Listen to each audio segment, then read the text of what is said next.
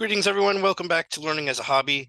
I want to continue with Spivak. We're going to do Chapter 4 today. I do have a couple of things that I want to say about that first. But what do you think about this angle? You guys like to see my double chin here? It's weird seeing myself without my beard. I shaved it off a little while ago. Anyway, I'm getting off topic. What was I saying? Oh, chapter 4, Spivak. So chapter 4 in Spivak is kind of a long chapter, and it's more conversational.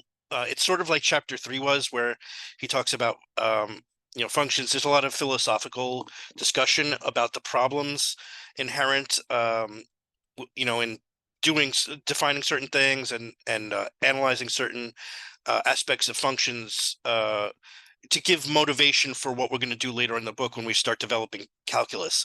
And this chapter is sort of continues that theme. Chapter 4 is on graphs. Like I said, it's kind of long. It's conversational. There's a lot of philosophical discussion in it. So it's kind of hard to make a summary of the chapter. So I definitely, just like I do in all the, I say at the beginning of all these videos, you should definitely read the chapter yourself, because there's a lot of stuff in here that I can't go over in just um, a summary. So you definitely read the chapter. The other thing about chapter 4 is there's actually 3 appendices that are kind of long for chapter 4. I will be going through the appendices, but not in this video. In this video, I'm just going to do the summary for the chapter itself. The appendices are at a length that they're kind of like short chapters all on their own. The first appendices, the first appendix is on vectors, and then the second appendix is on conic sections, and then the third one is on polar coordinates. So I'm gonna end up, I think, because the appendices are of a length that I don't think it would be practical to do it all in one video. I'm going to do them separate. Each of them will get their own video, and each of the appendices, in addition to the chapter itself, has its own exercise set. So we'll be on chapter 4 for a little bit, just for a little while. So yeah, so that's chapter 4. So we'll start in this video on the summary for chapter 4, and then I guess what I'll do is I'll do the exercise set, the selected exercises from the exercise set for chapter 4, and then we'll do the first appendix and then the exercises second, like that. And then after we finish all that, we'll move on to the next chapter. So let's jump right into my notes then for chapter 4. Let me bring them up on the computer. Okay, and like I said, chapter 4 was kind of hard to summarize because of the more conversational nature, I guess, of the chapter. But I'll sort of touch on what I felt were like the salient points that he goes through. So, like I said, this chapter is on graphs. He starts with the real line, the real number line, which already has some, in the name, has some geometric notions assumed in it. He goes over some notation for, some interval notation. This stuff, hopefully, you guys should remember from your algebra class or your pre-calculus class, because you go over this stuff. You review these a lot, in those classes. So this is the open interval from A to B. We use the parentheses around the ends here to denote the open interval, meaning that we're excluding the endpoints of the interval, but all the points in between A and B are included. Then we also have the closed interval. We use the square brackets to denote the closed interval, and the closed interval, in addition to all the points in between A and B, also includes the endpoints. Right, and then there's he gives the notation for all the other types of combinations of intervals that you can have. So here he gives the notation for infinite rays, whether they're open or closed. And then here you also have the notation for an interval where you include one endpoint and exclude the other endpoint. So I won't really spend too much time on that. Because again, hopefully you remember that from your algebra course. He also goes over, writing intervals using the absolute value and inequalities, which is something that you should get very comfortable with because a lot of arguments in calculus involve, open intervals. So, and we might want to denote them like this because the absolute value denotes the distance between two numbers a and b. So, the absolute value of a minus b is the distance between a and b. So this notation here is the all the points that have a distance at most r from the point A. So here I have the picture drawn. This is the point A, and all the points that lie in this red interval are the x values that satisfy this inequality here, right? And we exclude the endpoints because this is a strict inequality rather than a less than or equal. Okay, so in other words, you can write this in an interval notation like this. So that means the same thing as a minus r, comma a plus r, where we exclude the endpoints. Right, and then here again, we have a picture that you guys are probably familiar with, the real line. So the real numbers are all the points that lie along the number line here. Right, this is the geometric picture of the real numbers. All right. We also have a geometric picture of R2, which is the coordinate plane. Again, it's all ordered pairs of real numbers. So, you can pick out any point in the coordinate plane by the intersection of, the intersection of two lines, one vertical and one horizontal. So for example, the point A comma B, if you take the vertical line that passes through A on the horizontal axis and the horizontal line that goes through the vertical axis, passes through the vertical axis at B, then the point where they intersect picks out the point that we label with the coordinates A comma B. All right. So again, something that you guys are hopefully familiar with by this point. Right, the graph of a function is the subset of R2, that the subset of R2 meaning it's a set of ordered pairs that satisfy this that are in this form. So x comma f of x, where x is in the domain of f. So here I'm calling the graph gamma of f. Gamma for is the Greek letter G. So G for graph. Right, so that's what we define the graph to be. There. Well, I'll hold off on talking about that for a minute. He goes over some simple, the simplest class of functions, and when you take pre-calculus and algebra, you usually start with constant functions because they're the simplest ones to understand, and then you go up in classes of functions that get more and more complicated.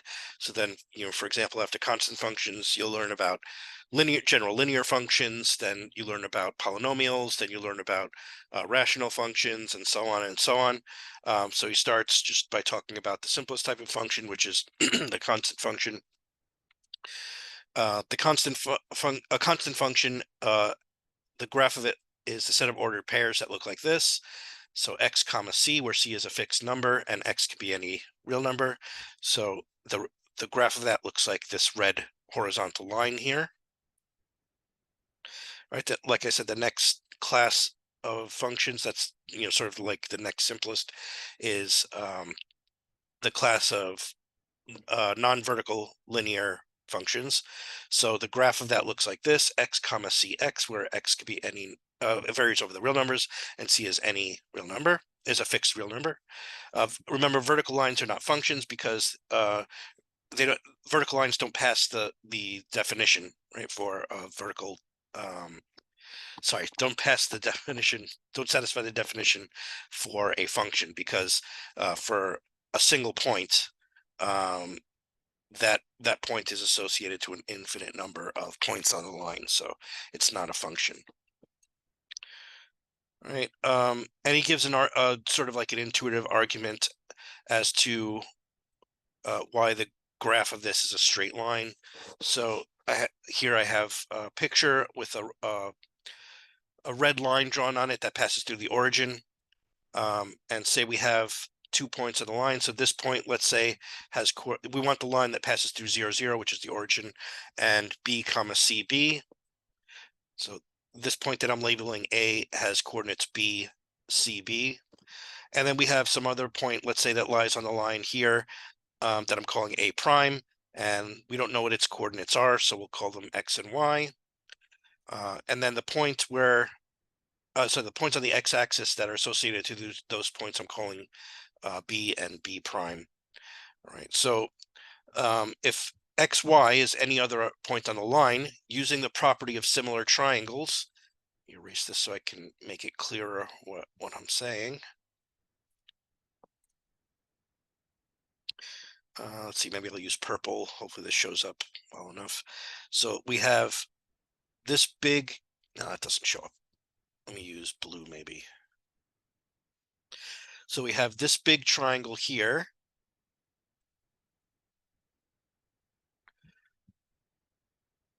Right, so this is the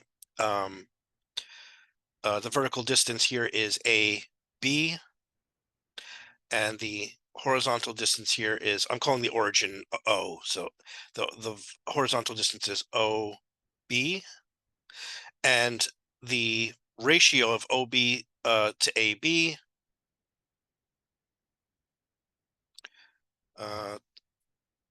oh, I think I wrote this backwards. Sorry, this should have been AB. Hang on, let me fix this.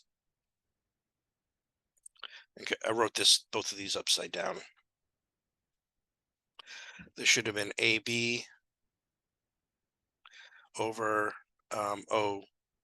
was it OA? And this should have been A prime, B prime over O B prime. Okay, so AB over OA is equal to C. It's the, because AB over OA is equal to, what is it, CB over B, and the B's will cancel, so you get C. And then by the property of similar triangles, this little triangle here has the same property. So A prime B prime over OB prime is equal to Y over X. But by the property of similar triangles, the ratio here is equal to the ratio here. So you get C, which means that Y over X is equal to C, or in other words, Y is CX. Right. So the point over here has coordinates X comma CX. And since that point was arbitrary, that holds for, any point on the line. So that shows that the graph of this is a straight line. I should say it's not a formal proof of that. It's sort of intuitive argument for why that is, which he mentions on the next page. So let me get to that next. I should also say this picture here assumes that C is positive, but you can make a similar argument if C is negative as well, which I'll skip. Okay, so he does say this right after the proof in the book. He says, right after the argument in the book, he says, this is not a proof. Any rigorous proof connecting geometry and algebra would require an actual proof or precisely stated assumption that the points on the straight line correspond exactly to the real numbers, and we'll use geometric pictures only as an aid to our intuition. So in order to do a lot of the stuff that, again, the point of these chapters is sort of like motivating why we need calculus. So later on down the line in the book, we'll start developing the machinery of calculus, formalizing infinite processes using limits and things like that. And then also we need a formal definition of what the real numbers are. And we'll do that later on in the book as well, using the procedure of Dedekind cuts. But we'll not look at that right now. But so this, again, the point of this chapter is motivating why we need all that stuff. Okay. In order to get all the sort of structure that we have in Euclidean geometry, we need one more thing here, which is the definition of the distance between 2 points. So we define the distance between 2 points in the plane ABCD to be given by this expression here. Right, so the distance between those 2 points is given by the square root of C minus A squared plus D minus B squared.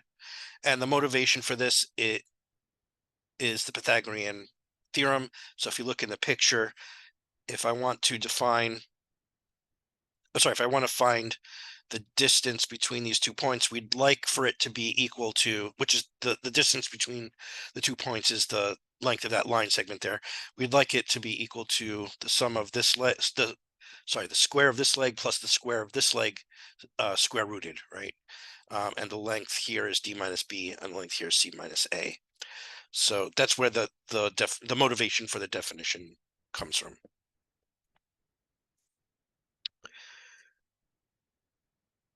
Okay, then more generally, we can define the equation of, or the, what the form of a linear function is by using those sort of concepts that we just talked about.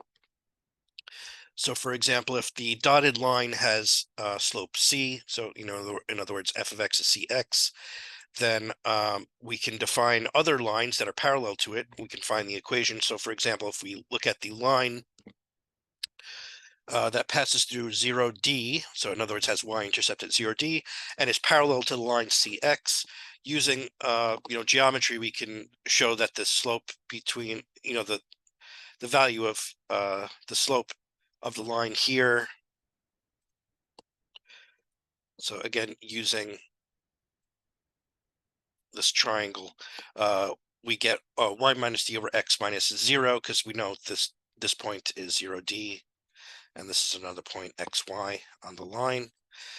We know that the ratio of the vertical distance to the horizontal distance has to be the same as the one for the triangle that we get on this line, and we know that that ratio is equal to c for this one. So you get y minus d over x minus 0 equals c, or in other words, y minus d is over x is equal to c, or in other words, y minus d is cx, or in other words, y is cx plus d. So that gives us the general form for the line here, or actually this is called the slope intercept form.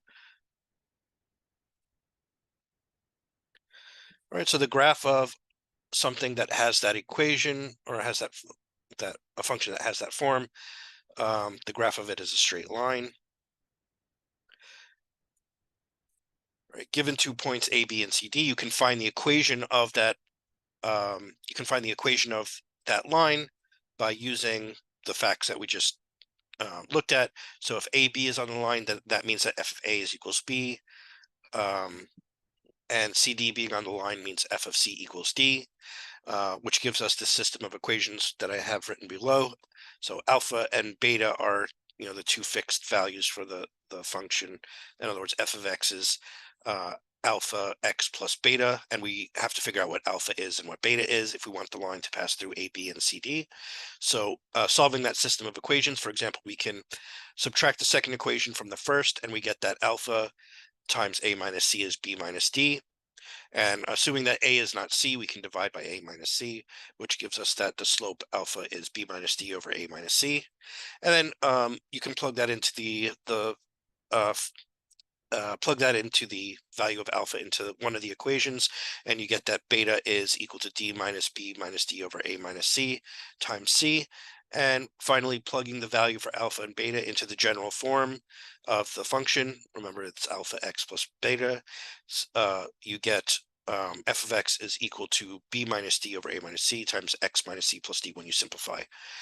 All right, so you can find the equation of any non-vertical straight line that passes through any 2 points that way. All right. Also, we should be familiar by this at this point with the graph of y equals x squared, the squaring function. If you remember, it looks like a parabola. Sorry, let me just readjust here. Let me just double check that the volume's still going. Okay. So if you want to know what the graph of, let's say you didn't know what it looks like, if you wanted to graph x squared, y equals x squared, you could graph a bunch of points on the graph, a bunch of points that satisfy the equation, graph them in the plane, and then you could try connecting them with like a smooth curve. One of the shapes that you might get is the parabola, but we're making a lot of assumptions there. For example, how do we know that the graph is continuous? What does continuity even mean? How do we know that there are no sharp edges? For example, the vertex, how do we know that it doesn't have a sharp edge to it as opposed to the smooth, rate of change that it has at the origin there? How do we know that there are no breaks in the graph, and so on and so on? So there's a lot of assumptions that we're making at this point, but calculus will allow us to graph, be sure that the graph looks like this. So again, just to state it one more time, the point of this chapter is to motivate why we need the machinery of calculus. Okay, he talks about power functions, which are, x squared, y equals x squared is a specific example of a power function is anything that looks like this: f of x equals x to the n, where n is some natural number. And power functions are special cases of polynomial functions, which we defined in the last chapter. So anything that looks like this is a polynomial. And he gives a fact about polynomials that we'll need calculus to prove. So any polynomial has of degree n has at most n minus 1 peaks and valleys. A peak meaning a turning point that looks like this, and a valley means a turning point that looks like this. So you can have less than n minus 1 peaks and valleys, but you can't have more than it. And like I said, we need more mathematical machinery to prove statements like this. So that's something that the derivative will help us with later on. The graphs of rational functions, which is the next sort of more complicated class of functions, are much more varied than that of polynomials, but will be easier to analyze once we can use the derivative, which again is something that we'll look at. I think we start looking at the derivatives in part 3 of the book. So we're still in part 2 of the book. He also gives us an example of a piecewise defined function. So we define f evaluated at a point that looks like 1 over n, for n a natural number. We define that to be -1 to the n plus 1, and then f of -1 over n is -1 to the n plus 1. And then for all x that are greater than or equal to 1 in magnitude, we define f of x to be equal to 1. And we assume that f is linear on each interval 1 over n plus 1 to 1 over n, and -1 over n to -1 over n plus 1. And 0 is not in the domain of f because you can't represent 0 as in the form 1 over n for any finite natural number. So, he asks you to write down a explicit formula for the graph of f on the interval from 1 over n plus 1 to 1 over n. Which I did here. Basically I just found the slope in the y and used the point slope formula to do that. So I won't really spend too much time on that. And when you do, you get this expression here: y is 2 times -1 to the n plus 1 times n minus 1 x plus -1 to the n times 2n plus 1 when you simplify everything. So that's what the over each interval here, that's what the line looks like. I didn't bother doing it for the negative part of the interval from -1 to 1, but it's a similar type of thing. And if you graph this function, maybe I can actually, let me go to the whiteboard this way there's more space. Let me just give you to give you a sense of what the graph looks like. What do I want to do? New share whiteboard.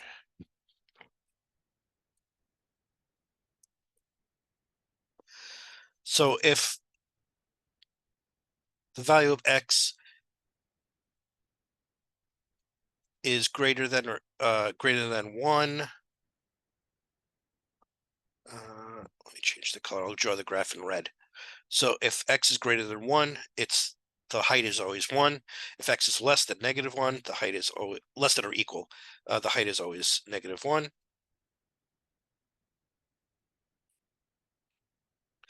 And in between the interval from -1 to 1, the graph oscillates infinitely often between -1 and 1 in a linear way. So it's impossible to draw by hand, but just to give you a sense of what it looks like, it sort of like looks something like this.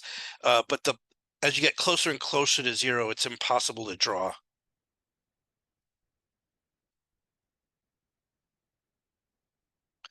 So again, this is where the picture sort of fails us, which is why we need the rigor that analysis gives us. So in other words, the calculus, the notion of limits and derivatives and integrals and stuff, and the formal definitions that we get for continuity, for example, and so on. We need that stuff in order to formally analyze the behavior of this function, in this interesting part of the domain. So here, the picture fails us because we can't actually visualize this part in here. There are other functions that are like that too that he talks about. There's actually several of them, and he draws some nice pictures in the book to illustrate, to give you a sense of kind of what they look like. But another one he talks about is the topologist sine curve, which is this function, which is a function you usually meet in Calc 1. This is called the topologist sine curve.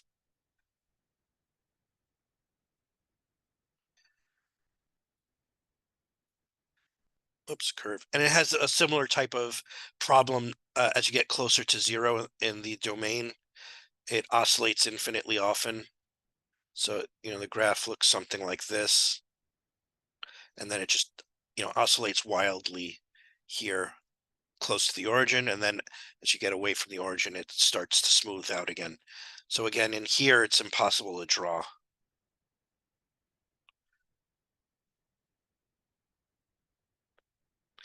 So, for example, if you want to study in this region here, analysis is what you want.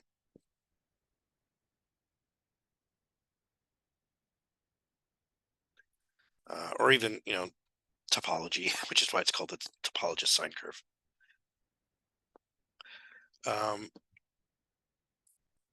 There's also another function that he talks about, which is the indicator function for the rationals.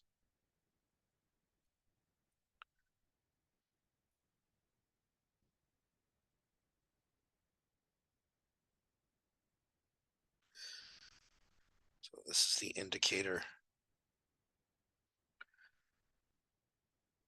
function for the rationals. So this is another function that's completely impossible to draw by hand because of the density of the rationals in the real numbers. So it'll kind of look like a bunch of dots all at a height of 1 where the x value is rational. Again, it's impossible to actually draw, but hopefully you get an idea of what I'm saying here. So it'll look like this. You have a bunch of dots where the x value is rational at a height of 1, but you also have a bunch of dots on the x-axis where at all the irrational points. So for reasons that we won't get into, I don't know if he talks about how much he gets into set theory in the book, but this part should be more dense, whereas this is still dense in the reals, but it's I don't know how should I say it's I don't know. So I'll put it in quotes, I guess, less dense. And that's because the irrationals have uncountable cardinality. So the irrationals are uncountable. I'm not going to define these terms here, but maybe we will later on. And the rationals are countable.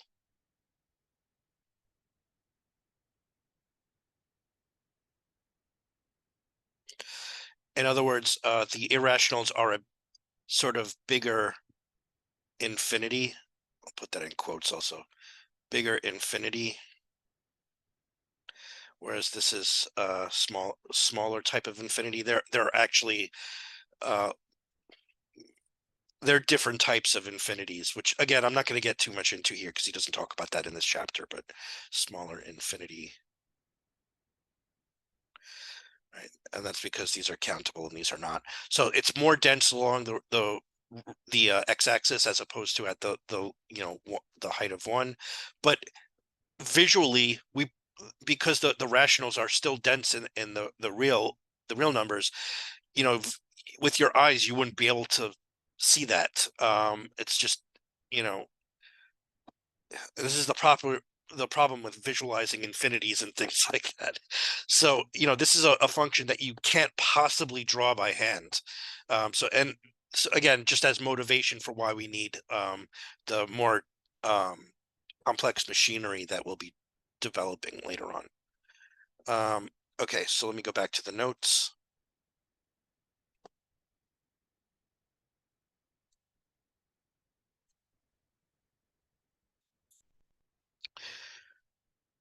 All right, so some more examples. I just talked about these two functions. Some important subsets of R2 that are not functions. So he talked about circles, ellipses, and hyperbolas, just a little bit about them because, like I said, he has a whole appendix to chapter 4 on conic sections, and circles, ellipses, and hyperbolas are examples of conic sections. So I'm assuming, I haven't read that part yet, but I'm assuming he goes more into detail in that appendix. But he does introduce them here. Again, hopefully you're familiar with these shapes from pre-calculus, or geometry or whatever. Geometrically, this circle is the locus, defined to be the locus of points whose distance from a fixed point is constant. So in other words, you have a center, and then all the points in the circle have the same distance from the center, and that distance is called the radius. We can write down the formula for a circle using the distance formula that we derived a few minutes back. So in other words, square root of x minus h squared plus y minus k squared equals r, where the center is hk and the radius is r.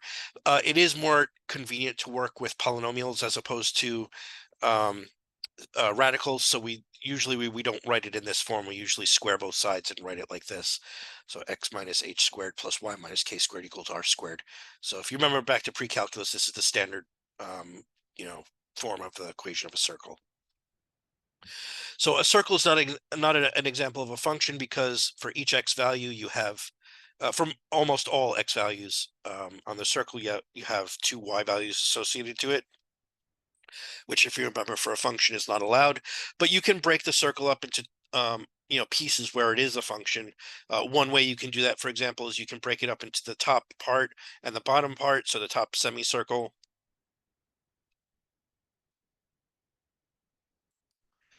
here at the top semicircle and the bottom semicircle, and those are functions if you break it up that way. The pieces, I mean. And there's other ways you can break it up so that it'll be, if you take the union of the graphs, you've got the full circle. There's other ways you can do that too, but this is just two ways that people are usually familiar with. You could do the same thing for ellipses and hyperbolas, which I won't really talk too much about, but just to give you the definition here, the geometric definition of an ellipse is the locus of points, the sum of whose distances from two fixed points is constant. Um, and he derives the formula for the case where the ellipse is centered at the origin and the two fixed points have coordinates negative c comma 0 and c comma 0. Then if you use the geometric definition and the notion of distance that we defined up above, then you get this formula here: square root x minus c, which is the same thing as x plus c squared, plus y squared, plus square root x minus c squared plus y squared equals 2a. The 2a is just a formality to make the formula look a little bit nicer at the end. Here we're for an ellipse, we assume that a is greater than c.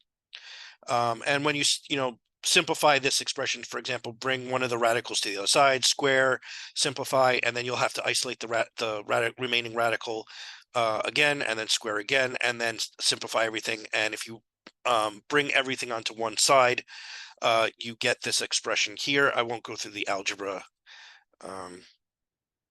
Whoops, this expression here. That's the standard form for the equation of an ellipse centered at the origin, and that's whose semi-major axis lies horizontal. And so here, the thing you're dividing y squared by is a squared minus c squared. We could just call that b squared if we like, where if we define b squared to be a squared minus c squared. So this is usually the formula that you learn in pre-calculus for the equation of an ellipse. Like I said, that's centered at the origin and with semi-major axis horizontal. There's slight differences if that's not the case, but okay, and we do this. He does the same thing for the hyperbola. The geometric definition of the hyperbola is it's the locus of points for which the difference of the distances from two fixed points is fixed.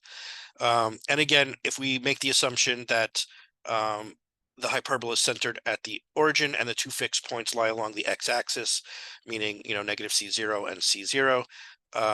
And here for a hyperbola, we assume that a is less than c. Then again, using our definition of distance between points, we get this equation over here.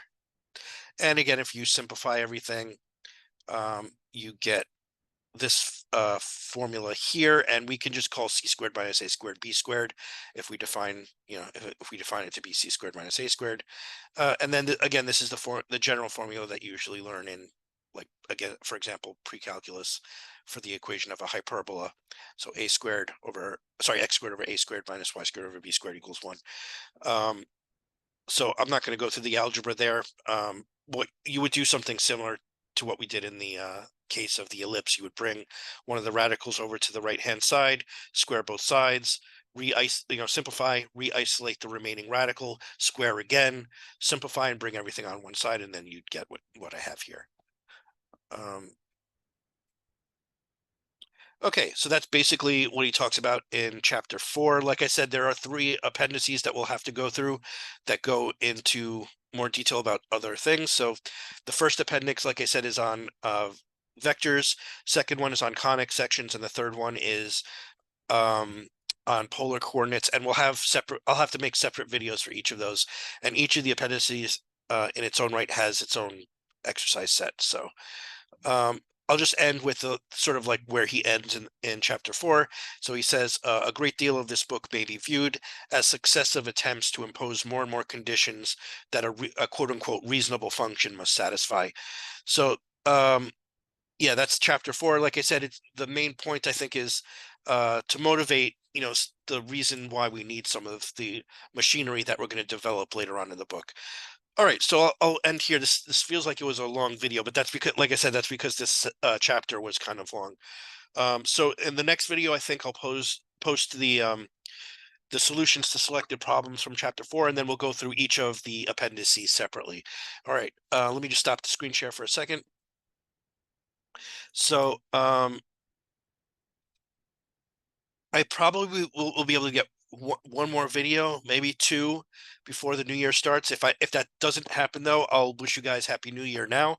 And the next video that I'll be doing will be the solutions to the exercise set for chapter 4. So keep an eye out for that, and I'll see you guys in the next one. Until that point, keep learning.